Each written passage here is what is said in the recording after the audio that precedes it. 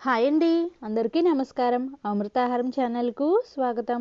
ఈరోజు వీడియోలో రవ్వ దోశని ఎలా తయారు చేసుకోవాలో చూపిస్తానండి.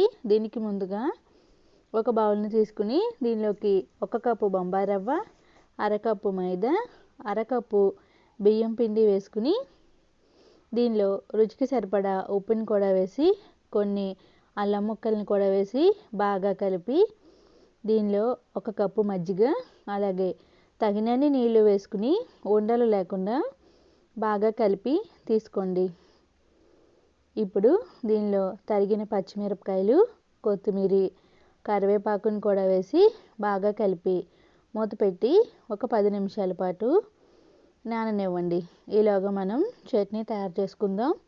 దీనికోసం ఒక మిక్సీ జార్ తీసుకుని దీనిలోకి 1 కప్పు పుట్నాల పప్పు, అలాగే కొబ్బరి ముక్కలు, అలాగే వేయించుకున్న పచ్చిమిరపకాయలు, ఉప్పు వేసి దీన్ని మెత్తగా గ్రైండ్ చేసి ఒక బౌల్లోకి తీసుకోండి. ఇప్పుడు చట్నీలో ఆవాలు, జీలకర్ర, ఎండుమిరపకాయ, కరివేపాకు, పోపు వేసి బాగా కలిపి ఇప్పుడు ఈ రవ్వ దోశ పిండిని తీసుకుని మరికొన్ని నీళ్లు వేసుకుని బాగా పలుచగా ఉండేలాగా కలిపి తీసుకోండి.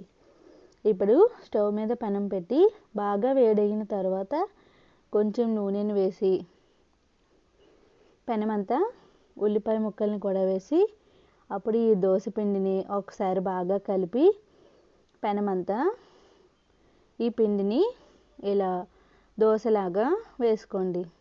ఇప్పుడు కొంచెం నూనెను వేసి దీనిని ఎర్రగా కాల్చి తీసుకోండి. అంతేనండి, రవ్వ దోశ తయారైపోయింది. ఈ వీడియో కనుక మీకు నచ్చినట్టయితే లైక్ చేయండి, షేర్ చేయండి, అలాగే అమృతాహారం ఛానల్ని సబ్స్క్రైబ్ చేయండి.